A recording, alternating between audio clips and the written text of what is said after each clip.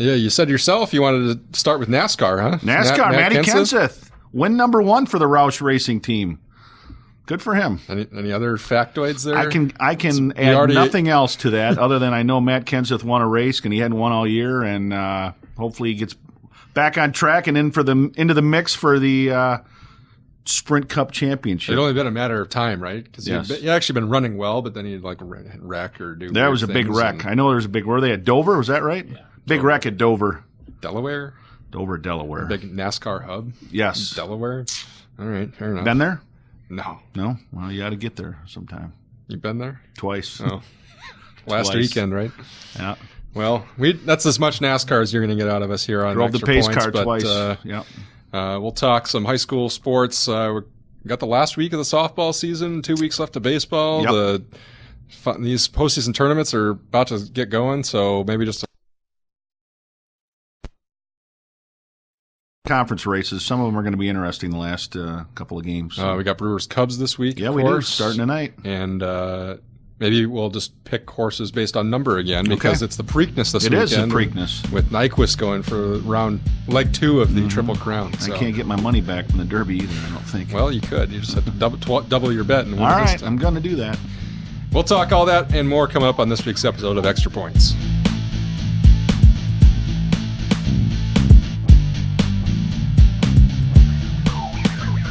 Hey everybody, welcome back. It's Extra Points. John Barry to my left here. I'm Eric Schmoldt. We usually get together every week to talk local and state sports. So we took a week off last week. Donald Trump again. I had to go try to shoot some birds, so the week got away from us. That's okay. And you had a nail in your tire too. So. I did do that. Yeah. How'd that go? It's been a good week. Did you find got the nail out? Did you find the perpetrator? A roofing nail. Oh boy! So some roofer out there got me good. Roofers. But you got a roofie then, is what you're saying. Well, I don't know about that. Okay. We got that taken care of. Didn't shoot any turkeys, but we're back this week to try to get you caught up on high school sports. We'll start there, I think, with the conference races winding down. Let's start with softball since it's the last week, and really all eyes around here on the Big 8. We're shooting this Tuesday, so we won't know Tuesday's results, but I would guess Verona and Craig probably both win Tuesday night, and that would set up Thursday, which would mean they were tied with 2 losses going into Thursday. And Verona would be against Sun Prairie, and Craig at Madison West with, trying to see if there would be an outright conference champ or if they would share the title. Yep. Cougars last won the conference, shared it with Verona in 2010, and last won the conference outright in 2002. So a big week for the Cougars, and they continue to play well. And obviously, a Big 8 title is a great way to go into the postseason. But seeding meeting for them on Wednesday night, and you and I both talked about earlier, with Union Grove and Westosha in your sectional, conference title or not, the Cougars are looking at a 3 seed. And that's just the way it is. That's based on state rankings and everything else. And that's probably where they deserve to be. And like I say, at some point, hopefully they make a long enough run, but they're going to see those 2 teams. Yeah, you have to make sure you get there, but this would at least make sure they got a home game or 2. And, I think they actually have fewer losses than Westosha, but based on reputation and the schedule that Westosha plays, and they're coming off a state championship, I'm sure they will get the 2 seed, and Union Grove would be the 1.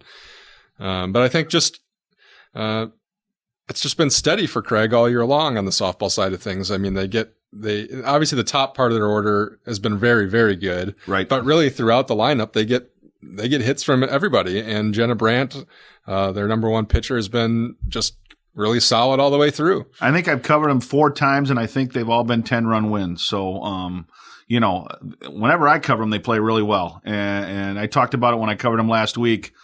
Kayla Kaufman better be in the talk for Player of the Year in the conference, because if somebody's had a better year than her, I'd like to see their numbers, because she led off, didn't lead off, but she led off Craig's first inning as a third batter with a 3-run homer, and that got him going against a good Sun Prairie team, and then they just pulled away from there. But, every time you look, she's 2 for 4, 3 for 4 with 3 or 4 RBIs and a home run, and she is just ripping the cover off the ball. And like I say, I don't know how they vote for Player of the Year, but she better be in the mix. I'm sure the coaches, just like every other sport, would do their rankings and vote on that. I mean, we don't have Verona's stats obviously in front of us to know exactly who they've got, but I would think that maybe one of Kayla Kaufman's biggest running mates in that run for the player of the year is maybe Brandt, because she hits, and she had a couple of doubles Monday, and her numbers pitching wise are one loss, right, to Verona, and I think an ERA that's probably under 1. I mean, she's done everything that they could have hoped. And for. The thing about Brandt, when you watch her, and Coach Bayrider will talk about it himself, is she hits the glove. And wherever Kennedy Cox sets up, 9 times out of 10, she hits that glove. And when you can do that and you get the defense that Craig's given her behind her, it's a pretty good combination. And I think right now, Brandt, she's not bound to give up more than 2 or 3 runs. And the way that offense is going right now, that's usually enough for them. The other area races are, at least that involve area teams, are pretty much out of they're pretty much over, I guess. Right, The Rock Valley North, McFarland took care of Evansville last week to keep their hold on the Rock Valley North, and Turner ran away with the South as expected. Over in the Lakes, I mean, it's Union Grove and Westosha, then they split with each other, so they each have 1 loss, and Delavan Darien didn't quite have the firepower to hang with those teams, but I think probably going to finish 3rd, and so it'll be interesting to see how the seeding works out with Delavan Darien, McFarland, Monroe. It's McFarland's sectional. Turner, I mean. And I got to believe that, it's hard to slight a conference champion, even though Delavan obviously played better competition. It's going to be hard for the Comets to move ahead of one of those two in the seed meeting. So I would expect Turner to be 1 because they beat McFarland head on in their only meeting. McFarland the 2, Delavan the 3, and I would expect the Cheesemakers to get the 4 seed, with Evansville maybe sneaking in there, but I would expect the Cheese to get that 4 seed. So, the top 4 teams are all listed in the state rankings. You looked at the pairings and things last year. All 4 of them are on the same side this year? There's not McFarland. Okay, they're on the other side. On the other side of it, but you're going to have Delavan, Turner, and Monroe are in the bottom half, and obviously only one team can come out of that regional, whereas McFarland's got an easier path, and it's their sectional. So I would expect McFarland to get to the sectional, and again, I think Turner's got more firepower than Delavan, but I think Jenna Speth is probably the best pitcher in that sectional. So we'll see. We'll see what happens. On the baseball side of things, sort of similar stories. In the Rock Valley South, Turner ran away with that one, and Jefferson in the North. And not really our area teams, not so much in the mix in the Southern Lakes Conference. So all eyes again on the Big 8, and we'll know a lot more 5 hours after taping this show, because Craig and Sun Prairie were slated to play each other Tuesday night after we taped this.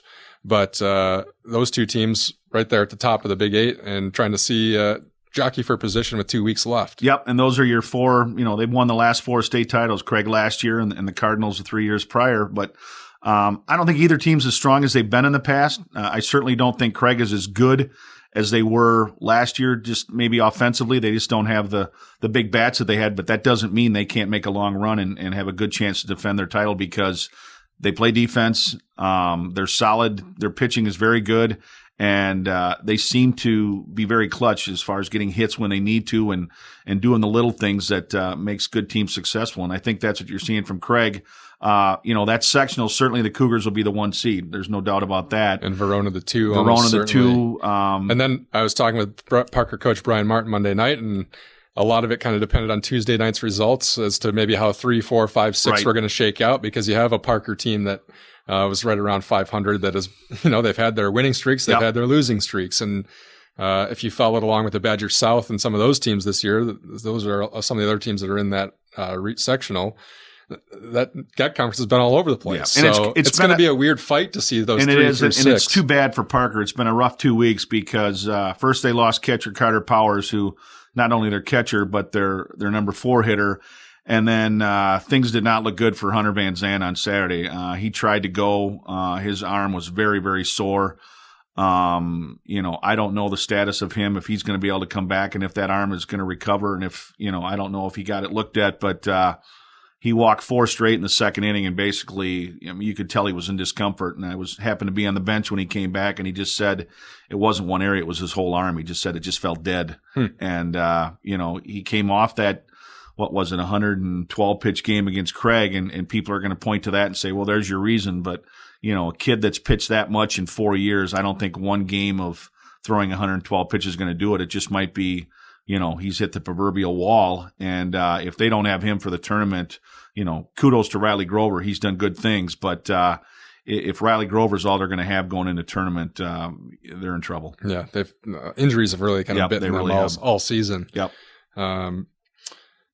You got to look at a little closer look at the track teams again at the Big 8 conference meet Friday, and nice to see a couple quite a few Janesville champions. Yeah, it was, and it's a case where we don't have any area teams that are going to do a whole lot as far as placing in the top 4 or 5 at state, but there's a number of good individuals that are going to certainly leave their mark at lacrosse. And you look at the city kids, certainly Peter Larson at Janesville Craig, a senior who's just really embodied what a lot of hard work and dedication can do for you. And there's a kid that last year, you and I talked about it. We don't remember him. Not that he didn't have a good year, but he wasn't this fast. Wasn't this fast. And now all of a sudden he's running under 11 seconds in the 100. He anchors their 4x1 team that right now is way ahead of everybody else time-wise. Now, again, a lot of teams don't put their best relays together until the postseason, but I think with Peter anchoring that 400 relay, the 800 relay, and then the 100, he's got a chance to medal in 3 events at state. And I think when you look on the west side, certainly Mark Brooks is in the top 5 in the 300 intermediate hurdles, and Bree Porter's in the top 5 in the 100 high hurdles, and Bree Porter, a girl that's looking for her 4th straight trip to state. But I think the biggest surprise was freshman Julia Hartwig. She started out the season throwing this shot put 30 feet, 31 feet, and you thought, okay, well, she's got a lot of growing to do. Well, guess what? She's 10 feet further now. She's 41 feet now, and she was only about a foot off the conference record. And again, that's from someone who's just learning the technique and the steps of what it takes. And you can tell that by the time she's done, she's going to be in the mix for a state title. That all gets done next week. Yep. Regionals are Monday, I think, and Monday at Monterey sectionals are Stadium. Friday. Mm-hmm. Thursday or Friday. I think it's Monday, Thursday. Yep. Monday, Thursday, and then we'll know a lot more. By the time next week's video comes out, I guess we'll know. And a number of area kids. I mean, I don't mean to slight any of the area kids. There's plenty of them that Ashlyn Orange certainly sticks out from Edgerton, and help me out with the kid from Jonathan. What's the last name? From Whitewater. Whitewater, yep. And I always mispronounce his last name, but he won 2 events at the Rock Valley Conference meet. There's a number of area kids that are going to find their way to lacrosse. We'll know. I mean, obviously, we kind of learn exactly where those stand as we kind of see what happens at regionals. Right. And golf next week, too, I think. Right. And you know what? The thing is, like Friday night at the Big 8 conference meet, the weather was terrible. I mean, it rained the whole time. It was cold. I thought it was going to start snowing. Saturday morning when I covered the Parker baseball game, it did start. There were flurries coming down. I mean, this is in the middle of May. So hopefully as the weather breaks, especially in track, you tend to see times come down, and in the field events, you see better efforts just because it's so much easier to get loose and get going when it's warmer out. And so it'll be interesting. Is it Shaholari? That's it. Yeah. Very good. Jonathan, Jonathan, I think it is. There's an X, isn't there? There's an X in there, yes. Mm-hmm. But like I say, he's sometimes you make it tough on us, but we try to do name our to keep an eye on because he did very well at the conference meet on Saturday. We'll really be getting into the thick of the postseason, which it feels kind of weird because it does. We feel like we just got started with the spring season, but you pack everything in and then it's all over. Now the fun starts. I mean, and that's like you say, you can throw in tennis. Girls soccer gets a little later start, but certainly I know you're going over this week to do a little story on Elkhorn, and they've been probably, I don't want to call them the surprise story, but of all the things going on spring wise. In the high school season, Elkhorn girls soccer is certainly at the top of that list. More on that as as the brackets really kind of get set. So we'll have more on that next week. We'll know softball and baseball brackets by then. And we'll try to break them down for you.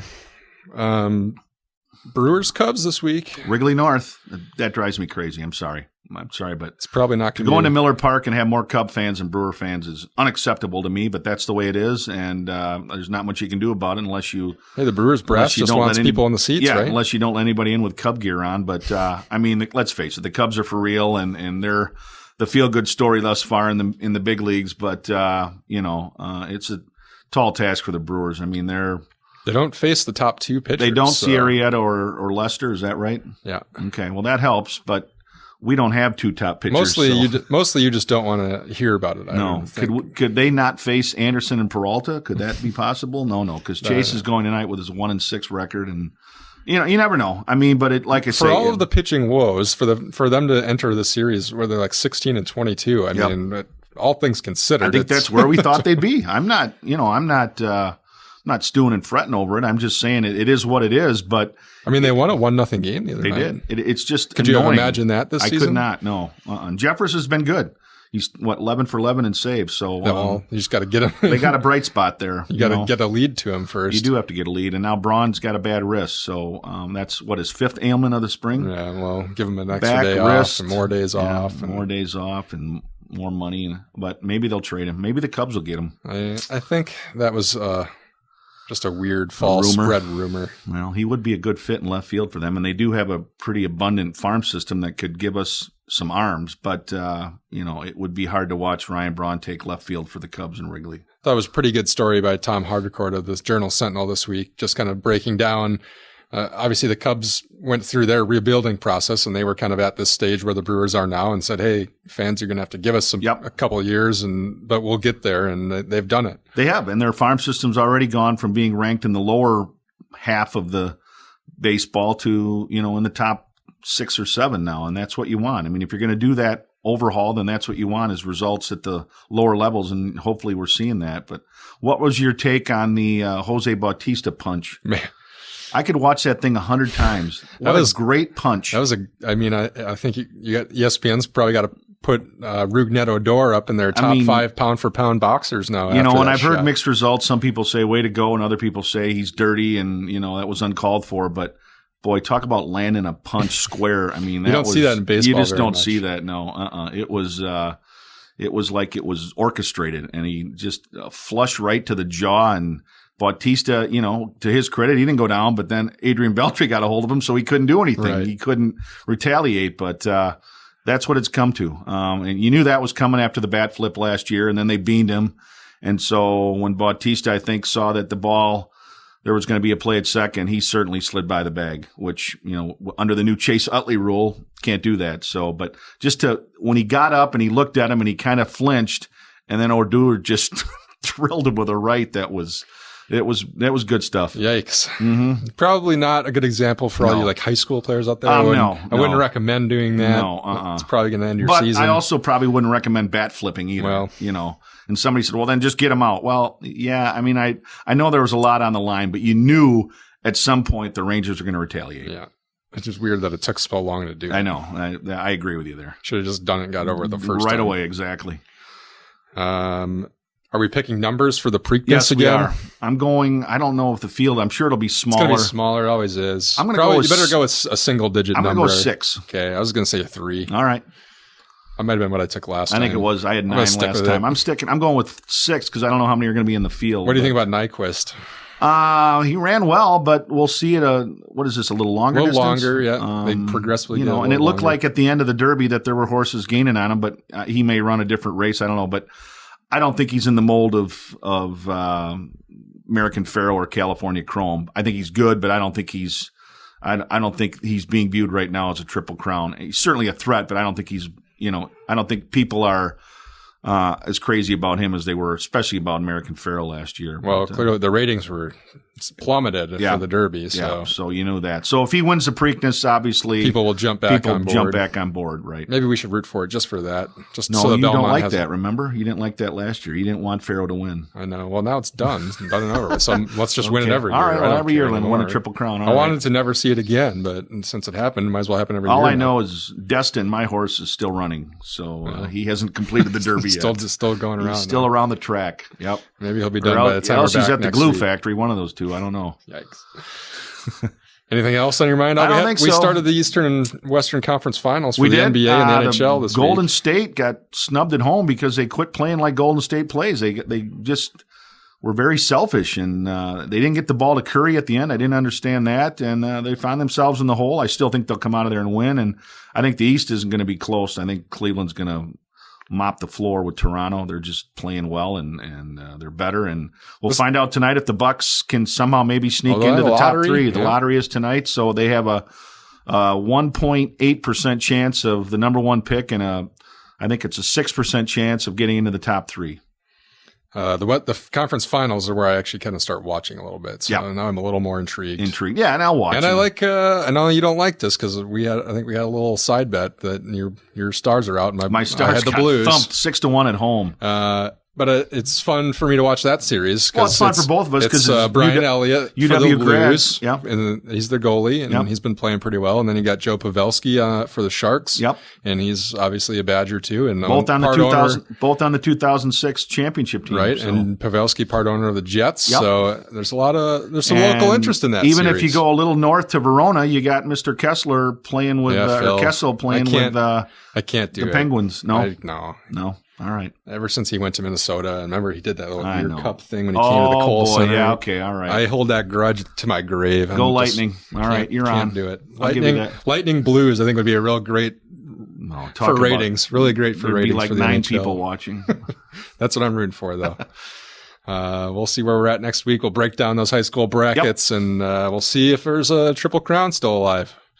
So join us again next week. Thanks to Dave Vaughn for producing the show and Kevin McLeod for the music. And if you want to let us know how we did, you can email us at sports@gazetteextra.com or leave a comment on gazetteextra.com below here or on YouTube or iTunes or anywhere you want. We don't care. I don't know. We're on right in the sky. We don't care. Shoot us a video on Periscope Snapchat and tell us how terrible we were, or Instagram, Snapchat. Periscope, we don't care. Don't find me on Snapchat. That's okay. Weird. All right. Stop. Draw a line. Draw a line. Okay. No Tinder or anything like that. No. We'll be back here next week. See you, everybody, and have a good week. Take care, everybody.